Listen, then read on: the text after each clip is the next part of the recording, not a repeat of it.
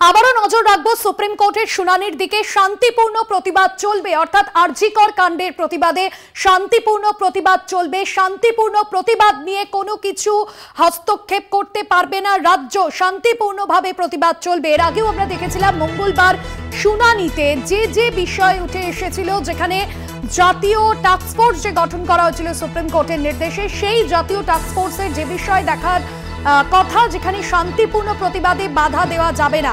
আজও কিন্তু শুনানিতে যে বিষয় তোলা হলো, চিকিৎসকদের কাজে ফেরার আর্জি সুপ্রিম কোর্টের, শান্তিপূর্ণভাবে অবস্থান বিক্ষোভ চলবে, প্রতিবাদ চলবে।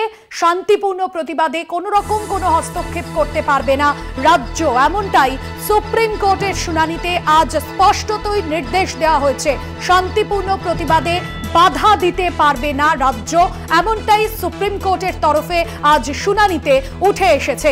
চিকিৎসকদের কাজে ফেরার আর্জি সুপ্রিম কোর্টের, চিকিৎসকদের সুরক্ষা সুনিশ্চিত করা হবে, এমনটাই সুপ্রিম কোর্টের তরফে বলা হয়েছে। সুরক্ষার সমস্ত ব্যবস্থা সব রাজ্যের সরকারকে করতে হবে দেশের শীর্ষ আদালতের তরফে, এমনটাই নির্দেশ। তবে শান্তিপূর্ণ প্রতিবাদে কোনো রকম ভাবে বাধা তৈরি করতে পারবে না রাজ্য, এমনটাই সুপ্রিম কোর্টের তরফে বলা হয়েছে। শান্তিপূর্ণ প্রতিবাদে বাধা দেওয়া যাবে না, রাজ্যের তরফে বাধা দেওয়া যাবে না, এমনটাই সুপ্রিম কোর্টের তরফে স্পষ্টভাবে বলা হয়েছে। আমাদের প্রতিনিধি অঙ্কুর ভট্টাচার্য রয়েছেন ফোন লাইনে। অঙ্কুর দা, শান্তিপূর্ণ প্রতিবাদে কোনো রকম ভাবে কোনো বাধা দিতে পারবে না রাজ্য, এমনটাই শীর্ষ আদালতের তরফে স্পষ্ট করা হয়েছে। কি জানানো হয়েছে এই বিষয়ে?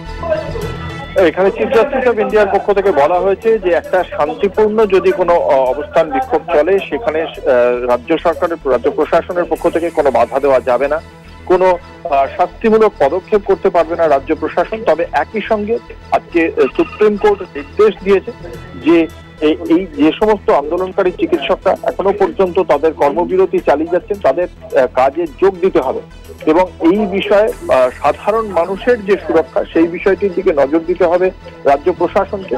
সেই বিষয়টি আজকে খুব স্পষ্টভাবে জানিয়ে দিয়েছেন।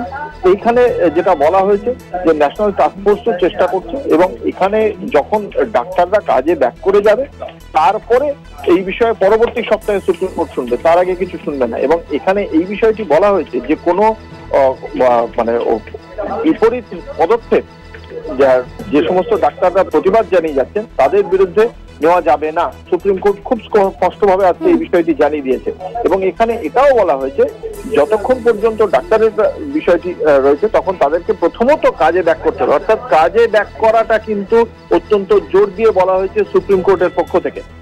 এখানে সলিসিটর জেনারেলের পক্ষ থেকে বলা হয় যে যিনি পশ্চিমবঙ্গের একজন মন্ত্রী, তিনি বলেছেন কাজে যোগ দেওয়ার বিষয় নিয়ে তাদের লিডারদের হুমকি দেওয়া হয়েছিল আঙুল ভেঙে দেওয়ার বিষয়ে। সেখানেও তারপর প্রেক্ষিতে কপিল সিব্বল রাজ্যের আইনজীবী, তিনি বলেছিলেন যে আপনাদের নেতাও বলেছিলেন যে গুলি করে দেওয়া হবে। সেখানেই চিফ জাস্টিস অফ ইন্ডিয়া বলেছেন যে এই বিষয়টি এই সুপ্রিম কোর্টের এজলাস কোনো রাজনীতির জায়গা নয়, এখানে আইনের পথে চলবে। ফলে এখানে ডাক্তারদের সুরক্ষার বিষয়টা যেমন ভাবতে হবে, তার সঙ্গে সঙ্গে সাধারণ মানুষের যাতে চিকিৎসা পরিষেবা পায় সেই বিষয়টিও দেখতে হবে। পাশাপাশি অঙ্কুরদা, খুব গুরুত্বপূর্ণ বিষয়, যেখানে সুপ্রিম কোর্ট এই বিষয়ে বলেছেন আন্দোলনরত চিকিৎসকদের বিরুদ্ধে কোনো ব্যবস্থা নেওয়া যাবে না। এই বিষয়ে সুপ্রিম কোর্টের ঠিক কি নির্দেশ?